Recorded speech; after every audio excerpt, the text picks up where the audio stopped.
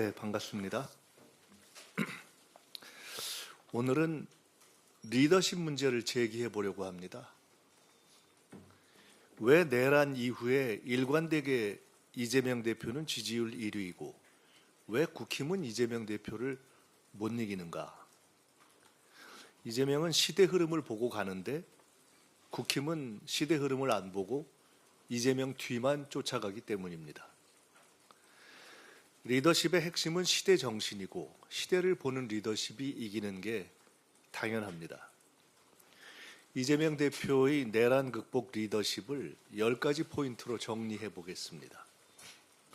첫째, 계엄을 예견하고 여야 대표회담에서 경고했습니다.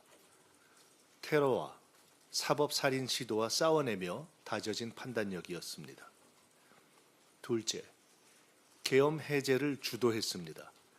의원들을 모으고 위험을 무릅쓴 용기 있는 라방으로 시민들을 모았습니다. 이 대표의 라방은 계엄 해제의 결정적 견인차였습니다.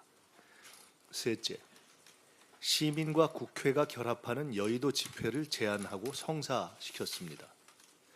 넷째, 시민 항쟁을 빛의 혁명으로 호명하며 역사성을 부여했습니다.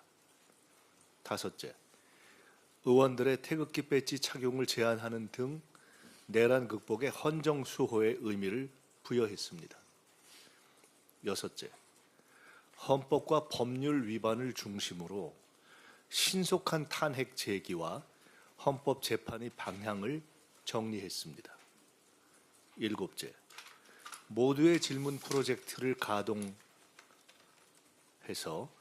민주당이 탄핵 광장의 에너지를 수용해야 한다는 정책 방향을 잡았습니다.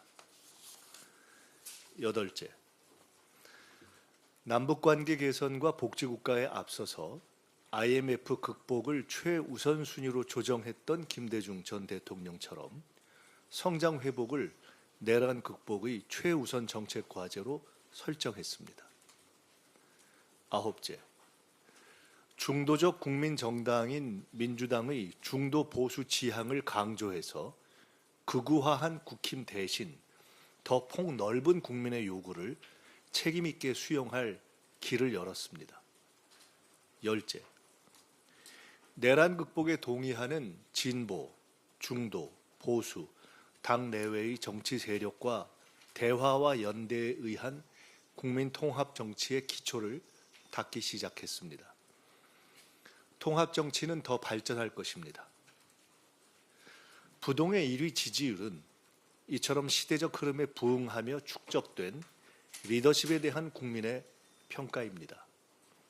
이재명 리더십은 국민을 믿고 변화에 대처하는 실용주의입니다. 국힘은 어땠습니까? 내란 옹호, 이재명 때리기, 무조건 반대에만 몰두하며 극우의 전광훈 이중대가 되어버렸습니다. 내란 극복이 국가적 과제인데 내란과 폭력을 옹호하고 계엄 해제를 안 했어야 한다고 망언하고 시대적 과제를 고민하는 대신 이재명 트집 잡을 방법만 고민하고 야당이 제안하는 대안에 사사건건 반대만 하니 백날 이재명을 욕해도 이재명에게 지는 것이 당연합니다. 정치는 시대 정신, 즉 시대 흐름에 대한 민감한 책임성입니다. 민주당과 이재명 대표는 시대적 요구에 답하려 노력해왔고 계속 노력할 것입니다. 솔직히 얘기하면 국힘이 변하지 못할 것으로 보지만 국힘도 시대적 요구에 대해 근본적으로 다시 생각해야 합니다.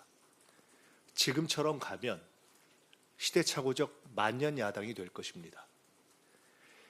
윤석열의 파멸적 리더십에 의한 국가적 파국을 벗어나기 위해 어떤 내란 극복의 리더십이 필요한가에 대해서 생각해보는 국민적 시간이기 때문에 오늘은 리더십 문제를 제기해 보았습니다.